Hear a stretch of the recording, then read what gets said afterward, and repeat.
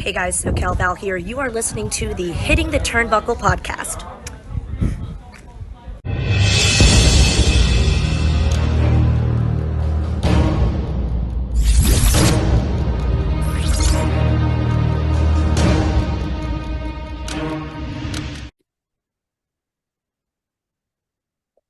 Welcome everyone back to another Hitting the Turnbuckle podcast. I am your host, Adam Cousins. This is AEW Dynamite review. It finished early hours of this morning, and of course we were all watching it bright and early. AEW only means one thing, DMD, and yes, she was competing, but I am talking about my co-host, Dynamite Man Dave. How are you? I'm really good, matey. I'm really good. How are you? I'm good, man. Thanks for subbing in for me yesterday on the Raw. I was doing NWA with the lovely Fiona, and I couldn't meet the Raw one, so you subbed in and you made the tag. Raw was Robinson. Raw was great this week. Much like Dynamite last night. We've had some really good wrestling so far this week, and long may it continue. We've got plenty more shows this week. Well, we got Impact coming up tonight, so that'll be interesting. We'll talk about that tomorrow. Obviously, we got our top 10 tomorrow, which is going to be interesting. Heel turns, but anyway, as usual, when me and you do these, we talk a few tidbits and news items coming out of AEW, and then we'll get on with the show. So, although the first bit of news happened on the show, I wanted to separate it as just because of the reason why. I'll get into in a minute. So, obviously, it was announced last week that Royal Rampage would be back this week. Which, for those of you who don't know, is like a 20-man or something like over top battle. Basically, 20-man. 20-man over top battle. The winner gets a shot at the TNT title. That was it. Yes, the winner gets a shot at the TNT title, but not All In at All Out, which is the week after All In. Now, we had these questions when Parker first come back. We done an Ask Us Anything, and one of the questions was, this is segueing, but it gets to the point, so don't worry. I trust you. Yeah, thanks. Glad you do. Which was, what non-roster British talent do you want to see All In? And I made a point of saying, realistically, none, because AEW have a roster big enough and capable enough to put on a quality show at All In without the need of doing that. But I did list a few names. With this in mind, and with the TNT title being defended at All Out, it's not to say it's not going to be defended at All In, but are we now looking at perhaps a half and half Forbidden Door-ish pay-per-view at All In, do you think? I think quite possibly, yeah. I think that's what we're going to get. I don't think we're just going to get like rematches and stuff from the week before. I think it's going to be a very different show with a different build to some degree. I'm sure some things that happen at All In will affect All Out. Yeah. But not everything. And I suppose they need longer than a week to build All Out. So yeah, they've got to have fingers in both pies, if you like, and they'll probably, there's more and more people join the creative teams, hasn't there, in recent months at AEW? You like Bryan Danielson. We've heard other names like Chris Hero being involved now. So yeah, you would think both teams will be working separately. And they've been given guidelines, or these stars will be flying out to the UK. These ones perhaps won't be, or they won't be featured on the card. So yeah, I think it could be more of a Forbidden Door feel with a British flair. But I don't mind that. But I know some fans, they'll just want to be seeing the AEW stars that brought them to the dance, I suppose. So I'm sure they'll get it right, but there is a balance to be struck. Yeah, there definitely is a balance. I mean, obviously, yeah, we may still see the TNT title defended at All In. They maybe do it, but there's, I suppose, with this, there's also got to be some. Let's take care of some of these guys because we need them next week for All Out as well. Yeah, exactly that. Yeah, and the roster's big enough to put on two shows back to back. It's not the fact that there's no question about the wrestlers and the talent that they've got available. It's just the storylines. And so we don't feel that we just get all these matches thrown together at the last minute. They've got to build different things, and anything can happen into the build up. You could have injuries or anything go down and things can change. But yeah, it certainly looks like they're setting things up for the two separate shows alternatively. Not so much this happens at All In, which leads to this at All Out. I'm sure there'll be a couple of things, but not much. Just before we carry on, I do need to make a point because you brought this to my attention a couple of weeks ago. Got a bit of a bone to pick with Hooked on Wrestling. They're a great company. They do a lot of great shows. I know You know exactly where you're going with this, right? We were joking around over the last month or so on the podcast that you've got All In, All Out, and then there's another pay-per-view called Shake It All About.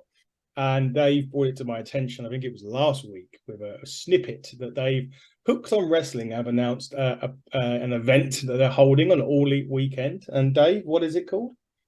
Shake It All About. Now, either they're listening to this podcast or there's just a massive coincidence. But as Fiona Lochran works for you occasionally, I will let you off. But I've got my eye on you, boys. So just credit us if you've taken our ideas. I'm only messing. It was just quite funny when we positioned it. Other bit of news that I read this morning was that CM Punk, of all people, led a backstage meeting at Collision, and a lot of things were discussed about how to keep it different from Dynamite, which we've already said the look and feel is different, the presentation is certainly different, how to keep that same, how to change the finishes to matches so it's different to Dynamite. Is Punk really going all in, excuse the pun, on making Collision his show? Yeah, he's the king of Collision, isn't he? And he's a senior pro, and he's done it all in wrestling. You know, he's a divisive character. Some people don't like him at all. Some people wanted him out of AEW after what happened last year at All Out. But I think he's got so much to offer. And as long as things are going in this direction and Collision is as good as it's been in recent weeks, then so be it. You know, let's have more of it. You need that locker room leader. But there's certain people that aren't going to take direction from Punk, and they're going to be on Dynamite. So it's not an ideal situation.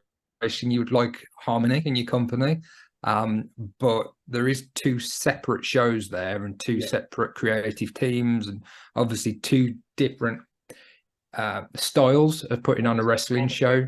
So it can absolutely work. It just interesting what happens at the shows where both of those teams come together, or the pay-per-views where those talents are,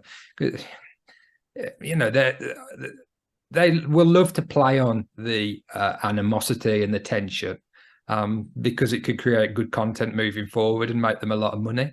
But there are legitimate issues there, clearly. But you're going to have that in any place of work, aren't you? It's just they happen to have a pull-apart brawl where all hell broke loose. But worse things happen. And I'm sure the future of AEW is in good hands. Certainly, I certainly agree. And it's good that Punk's, trying to make trying to make an effort, but that's not the right word. But it's good that he's actually doing certain things to make his show and stand out and make it different, which is for me, you want those guys, you want the Danielsons, the Moxleys, the Jerichos, those pros that have been there, done it, that have been in the game a long time, putting absolutely everything into the product, and Tony Khan can trust them to do that, and they all want the best for AEW. That's absolutely great. But when it's causing issues, but again, any place of work you can get that type of thing. You can get jealousy, you can get people wanting people's spots, but it's down to the performers to go out and do it. Have good matches, connect with the audience, make every second that they get count. So that's all Punk's doing, isn't he? He's trying to cultivate an environment where people put their best performances in, and they're thinking about their storylines, they're thinking about the character development, they're thinking about the finishes to matches, they're trying to make everything different so there's not too much repetition. You got the stuff with the production that we'll touch on in a bit, but it's you would much rather that these guys care than they're just turning up, collecting a paycheck, and that's it. So I got no problem with that. Yeah, no, me either. I think it's good. Last bit of news, it kind of leaked out last week and then was kind of played down a little bit this week by Tony Khan, was AEW have launched a load of health and safety measures, so to speak, with some of their matches. Now, a couple of things it says that I read was chair shots to the head, chair shots to the back of the head, buckle bombs, moves where wrestlers fall backward into a turnbuckle, seizure selling, spitting, bleeding while in the crowd. There was moves that needed pre-approval. I'm not going to read them all. There's tons. we've sort of discussed on the show before how some of these matches, or even wrestlers that we watch, are not reckless in any way, but the speed thing and what they do can cause a problem with its split second. Do you think this is a good thing that AEW are doing? Just sort of saying, look, maybe what they're sort of saying is, hey, look, we don't mind you doing this stuff, but let's try and keep it minimalistic as possible. Absolutely. We discussed it at the Collision review with Parker and Gary Joe. So we just see the positives of this, that you're not getting the similar spots in every match, that you're not making unnecessary risks, that the moves mean as much as they possibly can. We don't just get spamming of moves, particularly when they're potentially dangerous moves. You could argue that every move is safe if it's done right. Yeah. The buckle bomb for me is one that I wouldn't mind seeing the back of, to be honest. I thought that when Finn Balor was put out of action 7 years ago, whenever it was, and then Sting, not long after that. So the buckle, but we saw a buckle bomb in the main event tonight from Kota Ibushi and the Young Bucks with the kicks at the same time. So they're not banned; they're just used more sparingly. You working hand in hand with the producers of the matches to ensure that they're positioned right, to make sure that they're not featuring in other matches as well, and they can take out some of the unnecessary risk, which is quite laughable that I'm saying that after the match we saw this morning last night, because there's a lot of risks, a lot of blood and guts. Well, no pun intended. No, I agree. And it's also nice because it's not going to be repetitive and see it all the time. And those moves need to mean something if they're going to be. Yeah. And the one for me is sometimes moves are missed, because production wise, they're not aware of when they're coming, and there's going to be elements of that in any wrestling match. It's things are going to change on the fly sometimes.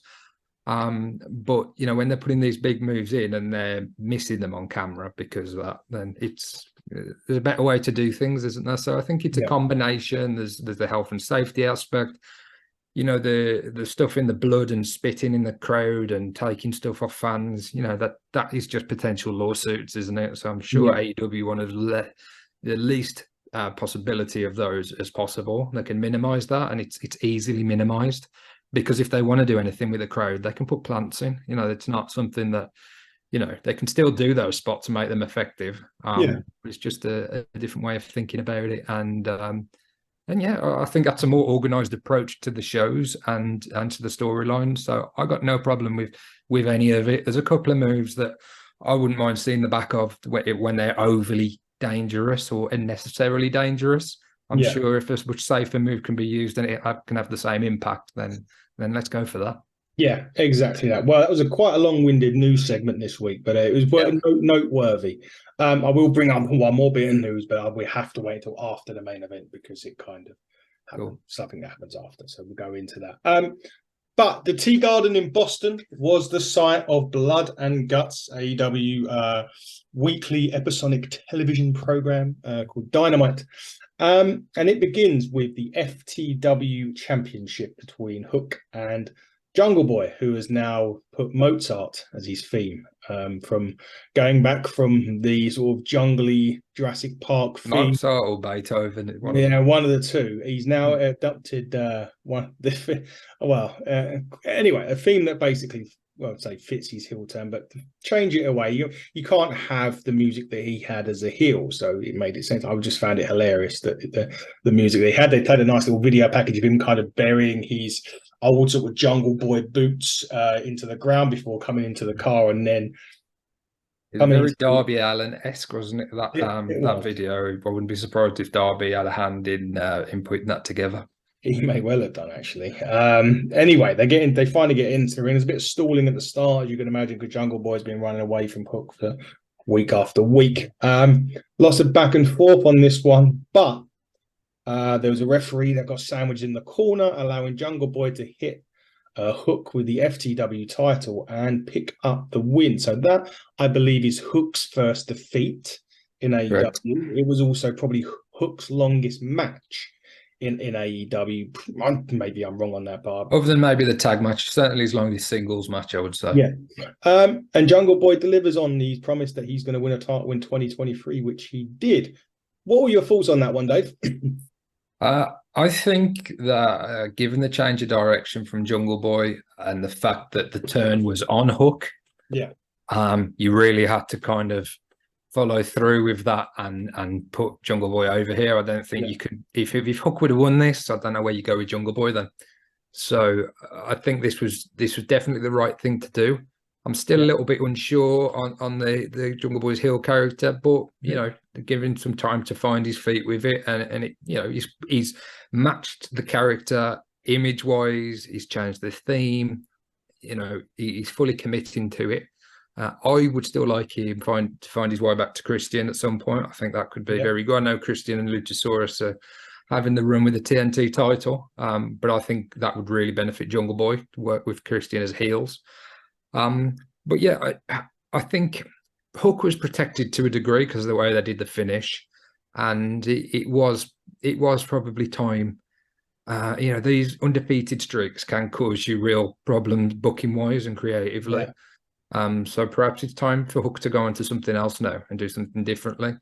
I think it's time that AEW recognise the FTW championship as a championship. I think it's at this point now.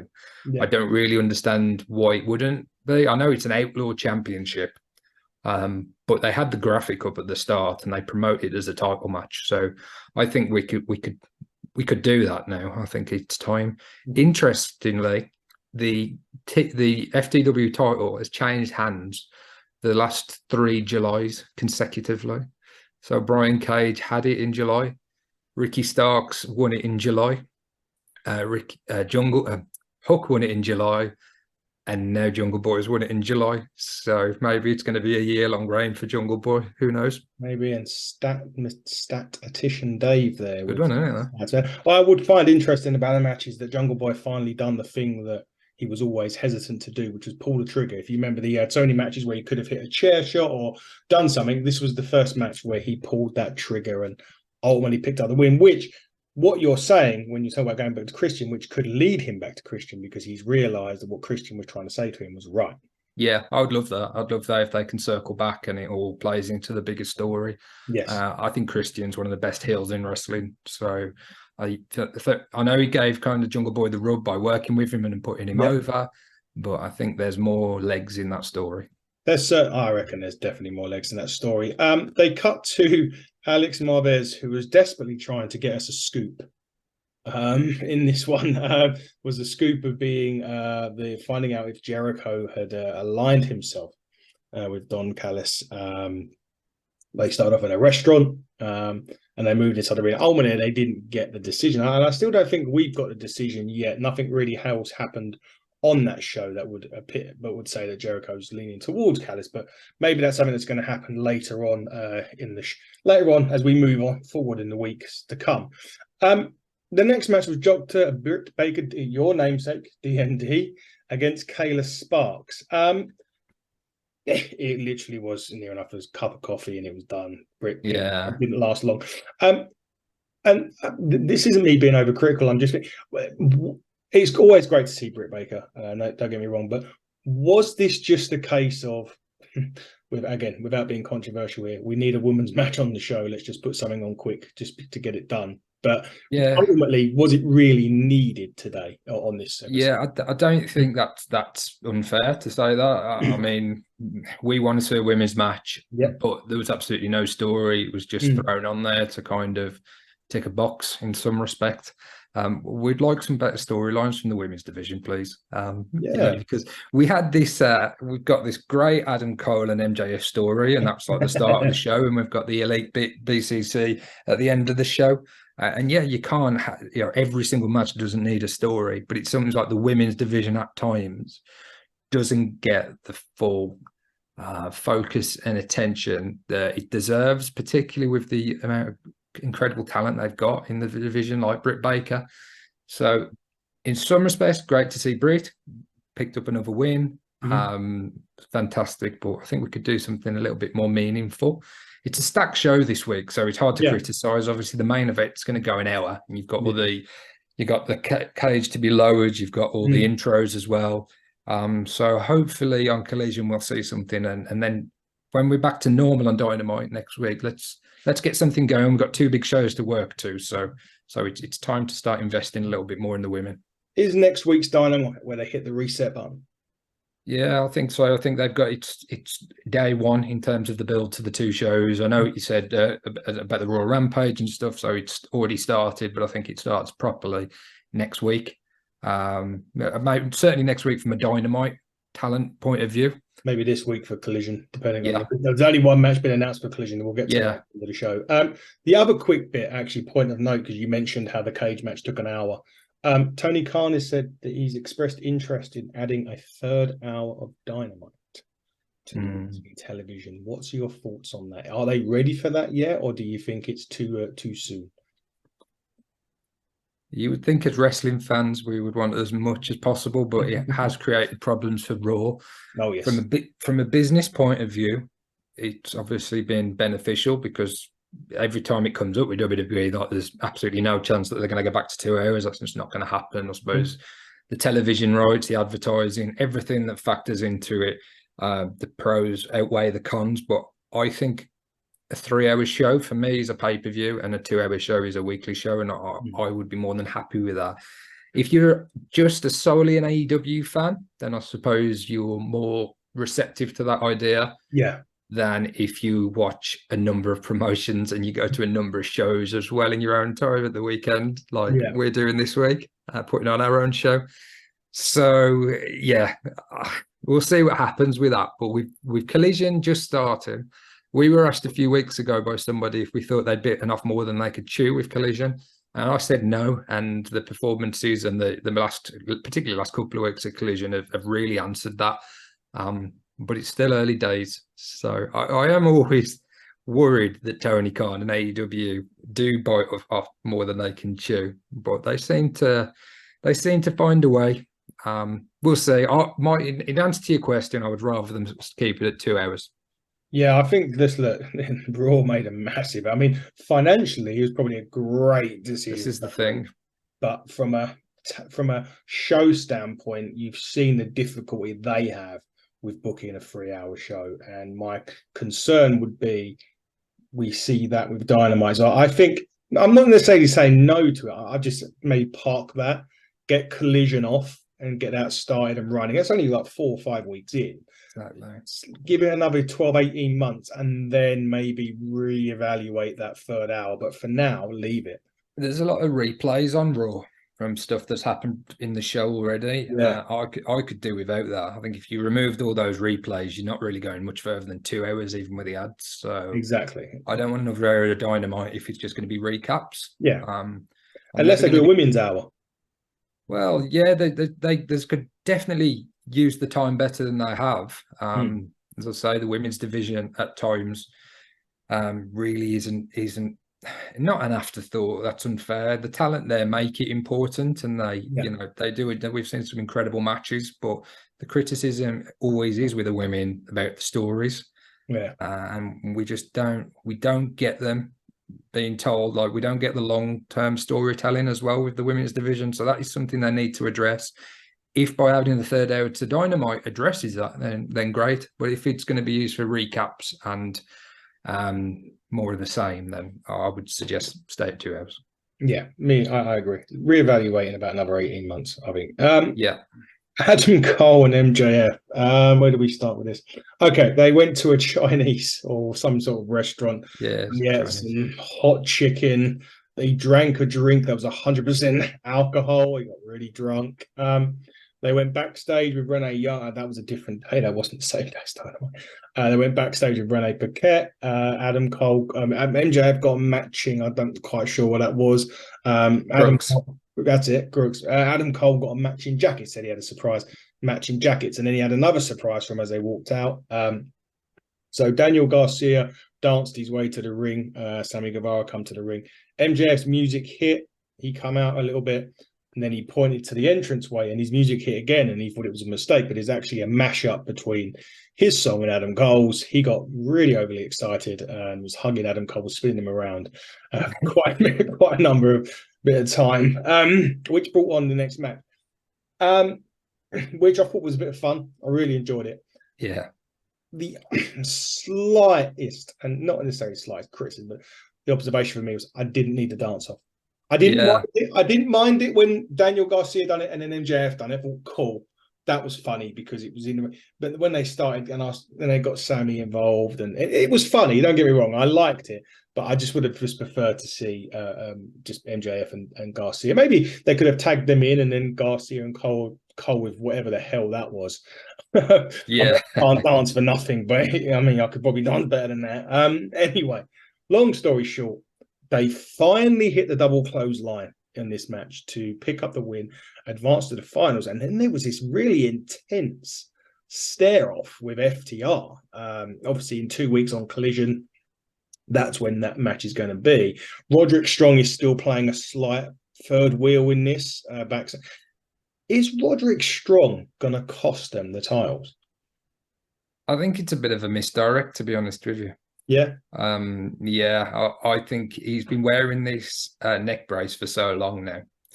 I think there's a point where they turn on MJF and he rips the neck brace off. And I think it's Cole actually that turns on MJF and not the other way around.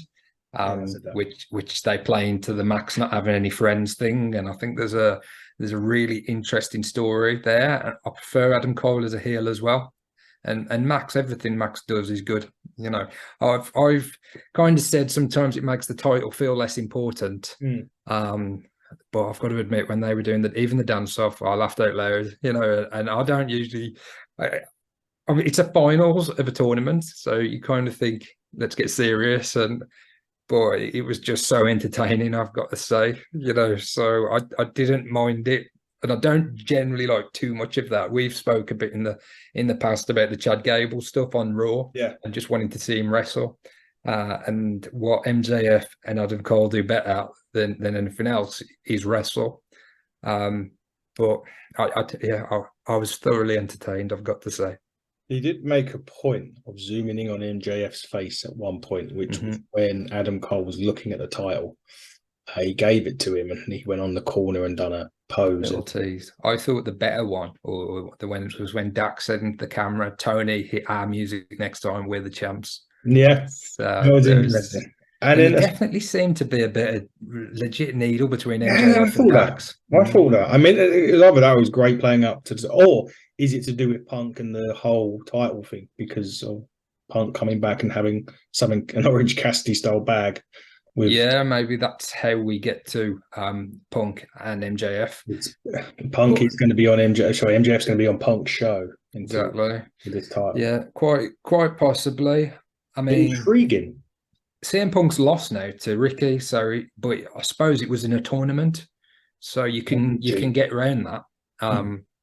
So yeah, it's going to be interesting how this goes. You know, I certainly think there's enough there to kind of keep us enticed, and it may well go through and play out at All In or All Out. I would have thought maybe both. Obviously, with All Out being in TNA, in AEW's favorite place of Chicago, that it's probably going to culminate there, but there could be something that plays into it. Do they do, and this is another one, CMFTR versus MJF, Adam Cole, and Roddy Strong All In? And yeah, maybe that's where the turn comes. Perhaps something like that. I don't know. I'm just somehow Adam Cole convinces Roderick Strong to team with MJF, but it's all a ruse. Yeah, you're just waiting on you for the turn. You know it's coming. It's like one of those things. It was like with Sammy and Roman. You knew that Sam at one point it was going to happen, and it was just when it does happen, and even when it does happen on this one, there's going to be a hell of a response from the crowd. Yeah, the one I think of, and the one being compared to, is Jericho and Owens. You know, you just knew they keep teasing bits, teasing it, and eventually it will happen. It will be brutal, but which way they go, there's even the option that they could both try and turn at the same time, or you know, there's a lot of interesting. But Roderick Strong isn't there by accident. You know, he's got a key role in this. And it'll be interesting to see what he does and who he aligns himself with. As I say, does he go with MJF? Yeah. It's obviously O'Reilly's got to come back at some point. Yeah, according to Sean Ross Sapp on Fightful, he's not anywhere near at the minute. Oh, really? Yeah, quite a significant injury that he had. But yeah, long term, he could certainly play into the story. He could indeed. And the other point of note on this one was Chris Jericho was on commentary. At the end of the match, he walked out to sort of console the Garcia and Guevara, who both walked straight past Chris Jericho. And I think now we are signaling the end of the Jericho Appreciation Society. I think so. I know we said there wasn't too much happened in terms of Jericho making his decision. We didn't get any clarity, but that kind of action speak louder than words sometimes. So I think that was used as a way to show us that Jericho is thinking, well, all right, let's move things in a different direction. So definitely an interesting situation. Where did it go for Jericho here? Well, if he doesn't go with Callis, the JS is seemingly done. We had Hager hand him the hat last week and say that he's not in 100% until Jericho makes his decision. So I think Jericho does join Don Callis and Takeshita as part of the Don Callis family. We will see as the weeks progress. I suppose that could have all in or all out implications. He does. I think Don Callis might be reluctant to fly over to England after what happened to him in Mexico. Yes. Like to think we wouldn't treat him like that here or anywhere, to be honest. But that was pretty scary shocking stuff. And they did mention that on commentary in the main event. For those of you that don't know, Don Callis was in Mexico. Yeah, it was at the Triple R event, wasn't it? Triple R event or Triple A, depending on where you live.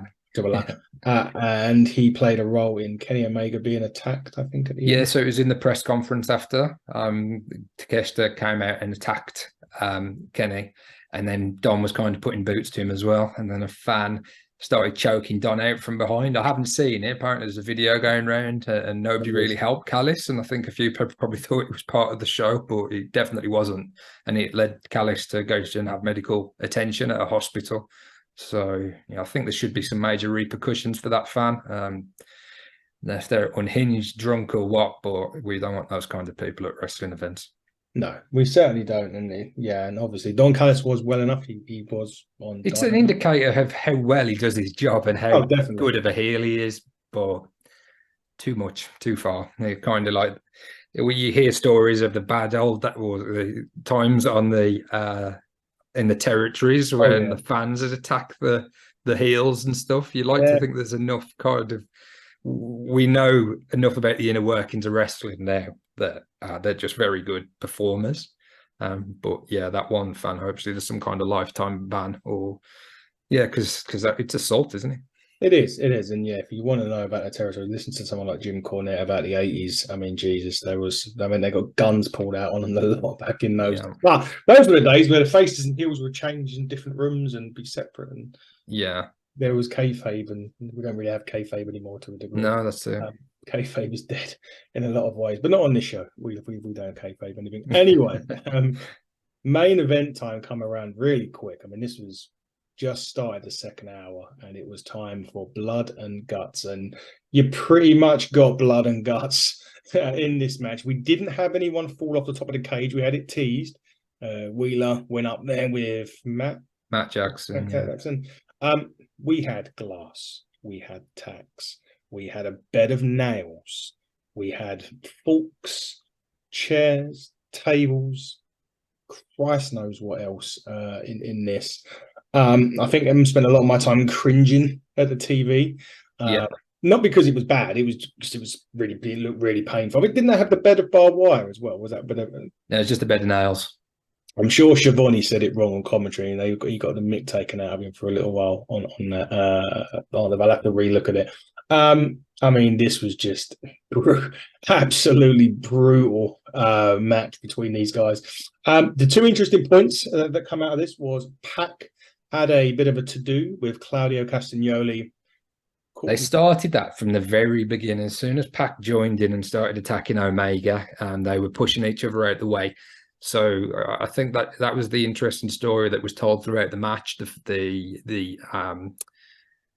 competition, or the fact that Pac wasn't in it really to help the BCC. He was in it because he hates Kenny Omega and he hates the Elite. Obviously, they broke his nose and put him out of action, at least in the story.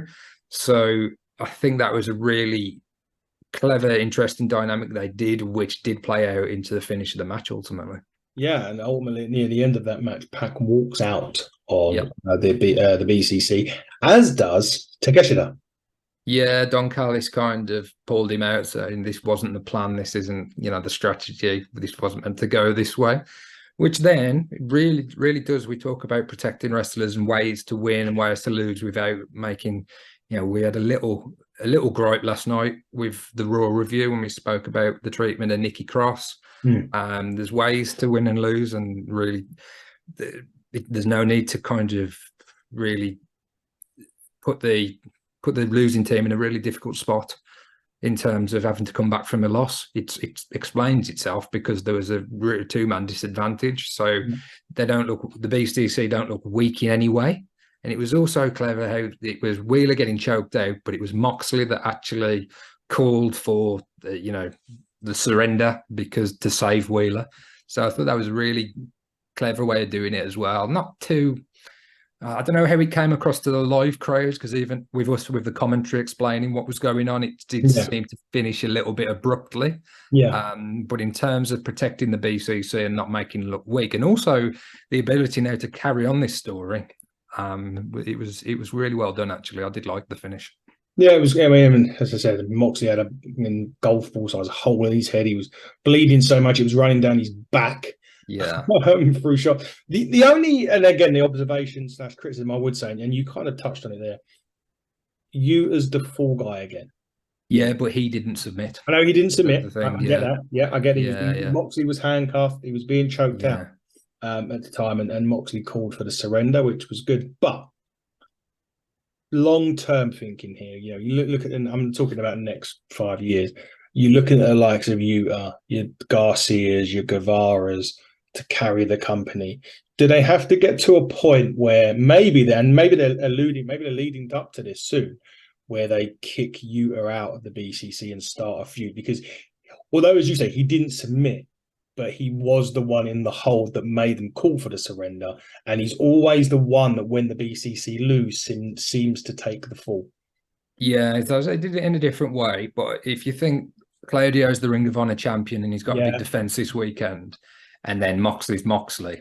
It's a difficult one to end the match. I think the Elite were the right team to win. Definitely. But and with the fact that there's no pinfalls and it's got to be a submission or surrender, I suppose Wheeler looks a bit stronger, the fact that he didn't actually submit, the fact that Moxley called for the belt to save him.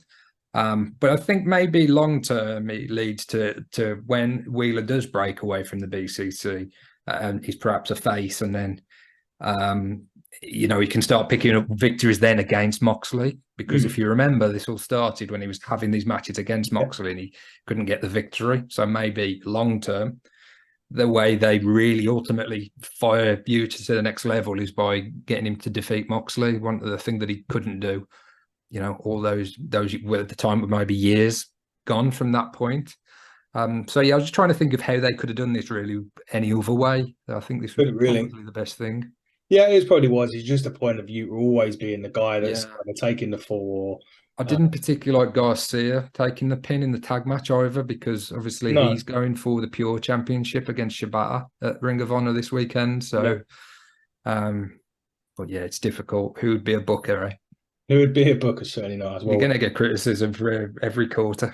We do indeed, but I mean, overall, it was a brilliant episode of Dynamite. Let's not take that away from the minuscule criticisms that. Yeah, the couple of things I'd say, this must be like the most difficult match to be able to shoot from the cameraman. There's two rings, there's cage. The visibility's hard as it is. I know you got some cameraman in there, but sometimes they miss moves where it seems to be they're starting the move and then the camera changes and the move finishes and then they get back to it.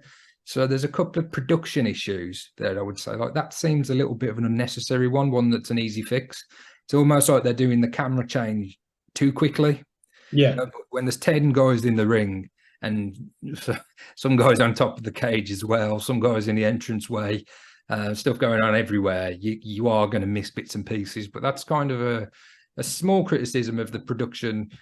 But they get better and better. We forget how young AEW is as a company. We look at the likes of the WWE and their production values, and I think certainly in recent times they're just it's just gone to the next level. It's so impressive when I watch WWE shows, everything that they do, their video packages.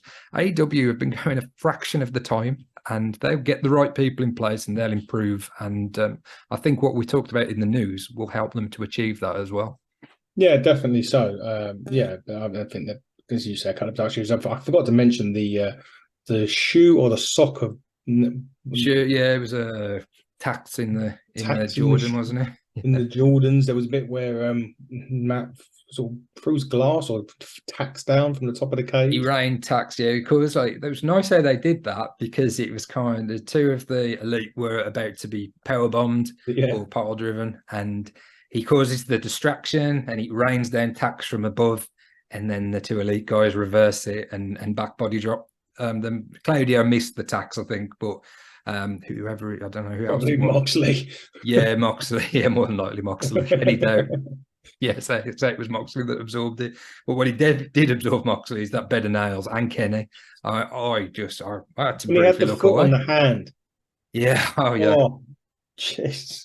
That was before Ibushi, I think, was coming out, right? I'm pretty sure. Yeah, he wasn't in any rush, was he, Ibushi, to get to the ring? No, he was quite happy just to pose on the. It's like you got a match going on, for Christ's sake. Yeah. I'd like to see a bit more of him. I think the last time I saw an Ibushi match, embarrassingly, was probably All In. I can't remember watching too much. I know he's been out of action for a while as well, and he hasn't. I think he's wrestled twice this year, perhaps. So I hope next week on Dynamite we get to see a singles or a tag match with Kota Ibushi. We probably will. So we did mention there was a bit of news coming out of Dynamite, which leads on to Ring of Honor, which is Friday, pay-per-view on Friday. And that is following on from the Blood and Guts cage match. Pac has challenged, and the challenge has been accepted for Claudio Castagnoli's Ring of Honor title. If that doesn't say take my money, Dave, I don't know what does. Yeah, that certainly to me solidifies the fact that I've got to find another few hours at the weekend to watch more wrestling, because that's going to be a super main event. Shame for Briscoe. Yeah, because he was obviously I'm not sure what his injury is, but he was set to have that match. So, but Pac, what a replacement! And straight part mostly. I think Claudio retains because of how quickly this has happened, but maybe not. Yeah. There's definitely a seed of doubt there that suggests to me Pac could win the title. He's certainly a world champion. He should have been a world champion by now. You could argue that he should have been AEW world champion, and he's had a few shots. So I don't think there'd be many complaints if Pac walks away with the title on Friday. No, it's a knee injury. Knee injury for Briscoe. He's going to be out for a considerable amount of time. I think that's similar to. I'm not sure. I don't know if O'Reilly was his knee or his neck, or possibly both. But probably there's a few significant injuries when that happens, right? So maybe that plays into the decision on AEW trying to tighten things up a little bit and not take the unnecessary risks. Certainly, if I never saw another buckle bomb again, I wouldn't be bothered. I cringe every time it happens because of what happened to Finn's shoulder and what happened to Sting.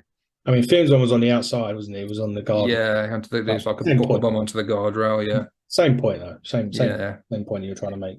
Yeah, they can't. It's that thing where they can't. They've got no visibility. They're being thrown into something, and they can't. You can't sort of look, and even if you did look, you're falling so quickly from a height that it's difficult to. I don't know. It just seems difficult to adjust the body to. Yeah, where you would get to. If he wasn't injured, would Mark Briscoe have taken that time? Possibly, yeah. Because we certainly know he's not going to be doing any tag matches. He said as much, which is totally understandable.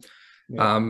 So yeah, I'm sure. I know Jay was a world champion in Ring of Honor, so I think Mark is more than worthy of that title as well. Obviously, he's not long come out of the stuff with Jarrett, and that was more of a comedy. There was comedy elements to that, so I don't know if you go straight to a world title run straight after, but with his lineage and his history in Ring of Honor, again, much like Pac, a definite worthy world champion and a great representation for the brand.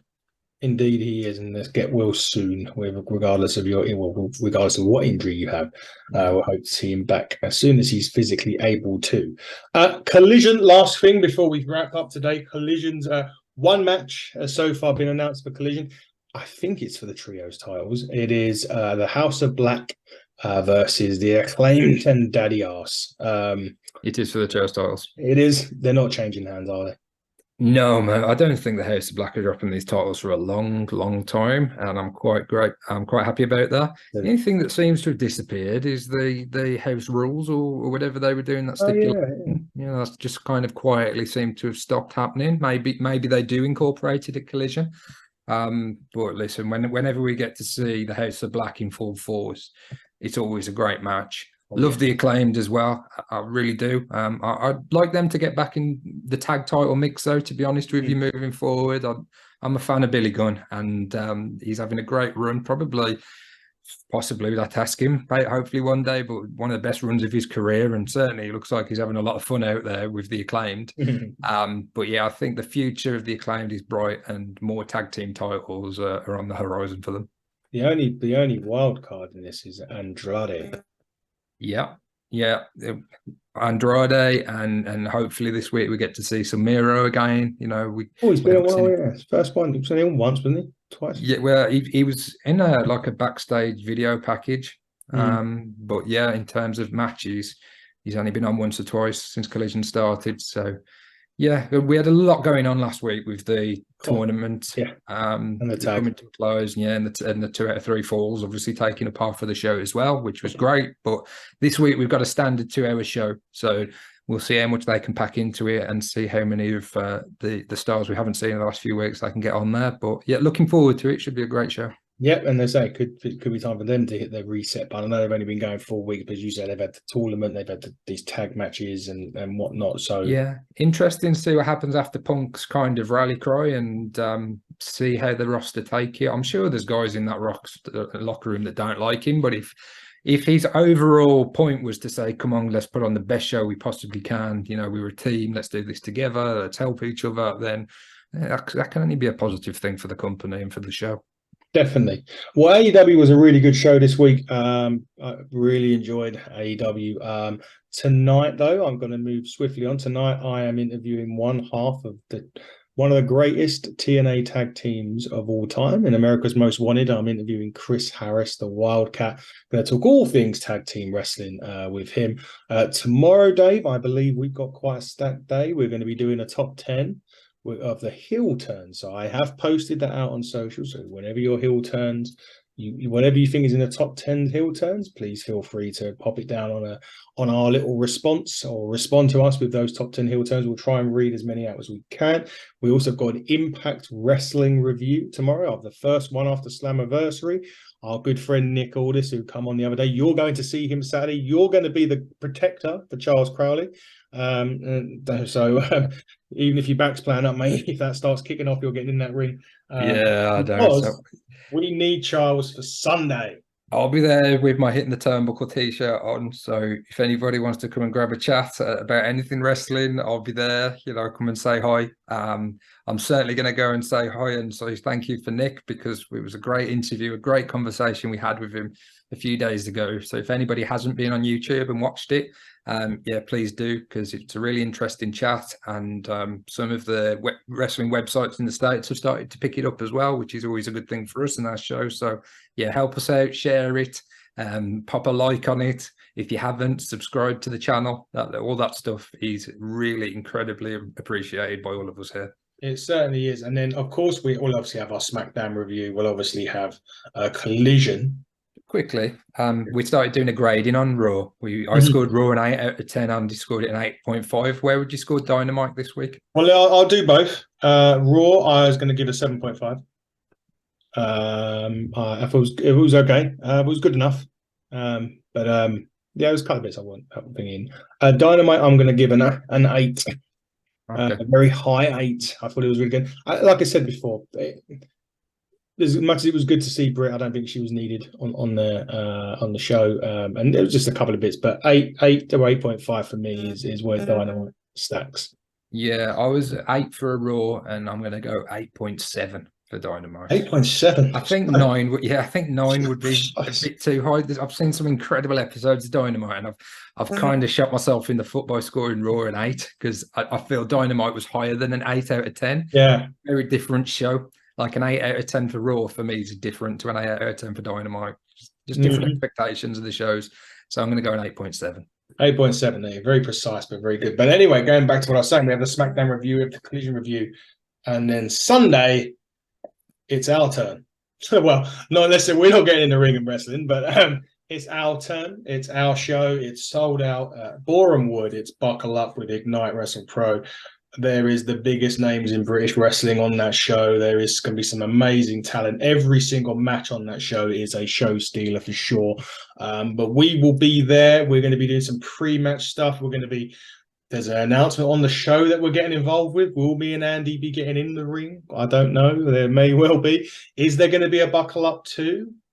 Who knows? We'll see. But obviously you can't go if you haven't already got a ticket because it is legitimately sold out. There's not another. We just physically can't get another seat. I've got one spare ticket, so it's probably worth shouting out on the podcast. If anybody wants my one spare ticket, just give us a shout on Twitter or drop us an email and you can have it, because it would be a shame for an empty seat there, because it's going to be such an incredible show with so many great matches. I'm making the journey up from the Midlands, so I don't necessarily think anybody else is going to come up with me. So if you're listening to this and you're a ticket short, then just give us a shout. There you go. Just hit us up on socials. We'll be happy to accommodate you if you'd like to. It's a front row ticket as well. So there you go. It's not that one. It's not that one. Oh, no, it's not. Let me rephrase it. It's not a front row ticket. It's a ticket. But nevertheless, this has been the AEW Dynamite review. I have been your host, Adam Cousins. That man right there has been Dynamite Man Dave. We'll be back. Well, I'll be back later, and Dave will be back tomorrow. Dave, thank you so much, and we'll see you soon. Until next time, everybody, buckle down, stay safe, and goodbye.